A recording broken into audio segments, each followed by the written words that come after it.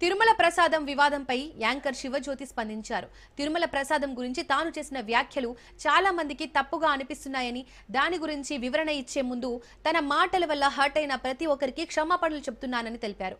తాను రిచ్ అనే పదం వాడింది కేవలం 10,000 L1 క్యూ లైన్లో నిలబడి అని కాదు, కాస్ట్లీ లైన్లో నిల్చున్నామని ఉద్దేశంతో అన్నానని చెప్పారు. తనను రెగ్యులర్ ఫాలో అయ్యే వారికి తెలుసని, తనకు వెంకటేశ్వర స్వామి అంటే ఎంత ఇష్టమో తాను గత 4 నెలల నుంచి శనివారాల వ్రతాలు చేస్తున్నానని అన్నారు. తనకు అత్యంత విలువైంది తన బిడ్డను ఆ వెంకటేశ్వర స్వామి ఇచ్చాడని, అలాంటిది ఆయన గురించి తప్పుగా ఎలా మాట్లాడతానని తెలిపారు. అలా మాట్లాడడం తనకు కూడా తప్పు అనిపించిందని క్లారిటీ ఇచ్చారు.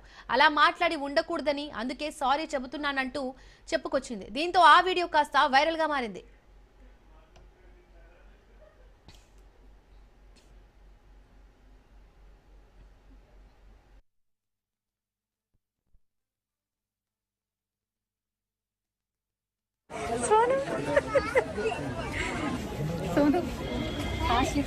జీవితంలో ఎప్పుడు అడుక్కోలేదు, ఫస్ట్ టైం అడుక్కున్నాను.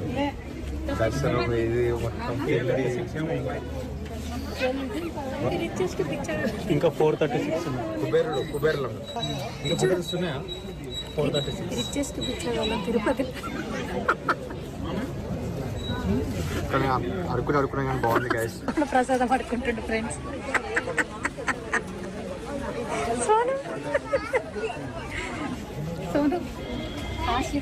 జీవితంలో ఎప్పుడు అడుక్కోలేదు, ఫస్ట్ టైం అడుక్కున్నాను.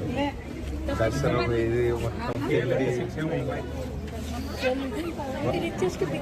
ఇంకా 436 కుబేరులో ఇంకా చూపిస్తున్నాయా?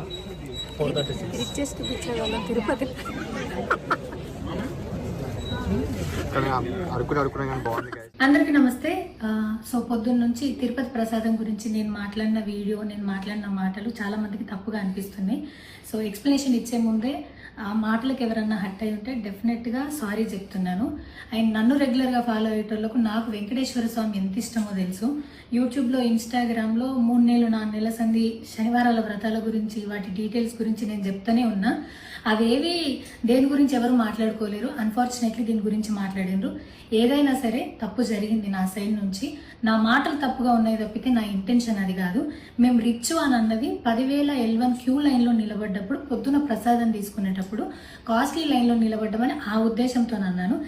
ఏం జరిగినా సరే ఇప్పుడు నేను ఏది ఇచ్చినా మీకు ఎక్స్ప్లెనేషన్ లాగానే అనిపిస్తుంది తప్పితే నేను తప్పు ఒప్పుకున్నట్టు మీకు అనిపించదు. అందుకోసం నేను దాని గురించి ఎక్స్ప్లెనేషన్ కూడా ఇస్తలేను. తప్పైతే నా సైడ్ నుంచి జరిగింది అండ్ నా తమ్ముడు సోను తరపు నుంచి కూడా జరిగింది. తను అవైలబుల్లో లేడు. తన తరపున, నా తరపున అందరికీ సారీ చెప్తున్నా. సో నా ఇంట్లో వెంకటేశ్వర స్వామి, నా చేతి మీద వెంకటేశ్వర స్వామి, అన్నిటికన్నా ముఖ్యంగా జీవితంలో నాకు అత్యంత విలువైంది నా బిడ్డ. నా బిడ్డను కూడా వెంకటేశ్వర స్వామి ఇచ్చిండు. నేను ఆయన గురించి తప్పుగా ఎట్లా మాట్లాడతా? అస్సలు ఆయన గురించి తప్పుగా మాట్లాడా. ఆయన గురించే కాదు, నన్ను రెగ్యులర్గా ఫాలో అయ్యేటోళ్లకు నేను అన్ని మతాల దేవులను మొక్కుతా, అందరి దేవులను మొక్కుతా. అందులో వెంకటేశ్వర స్వామి నా జీవితాన్ని మార్చిండు. ఈ రోజు నేను అనుభవించే ఏది కూడా ఆయన దయలేకపోతే కాదు. అట్లాంటిది ఆయన గురించి నేను ఎందుకు మాట్లాడతా?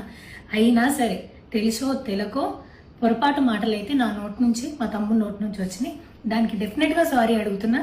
ఇదేదో యూట్యూబ్ ఛానల్ ఏమంటారు వీడియోస్ పెట్టి కేసులు పెడతా అన్నందుకు కాదు, నాకు కూడా అనిపించింది అయ్యో అట్లా మాట్లాడి ఉండకూడదని, అందుకోసం పెడుతున్నాను తప్పితే ఇంకొక ఉద్దేశం అయితే ఏమీ లేదు.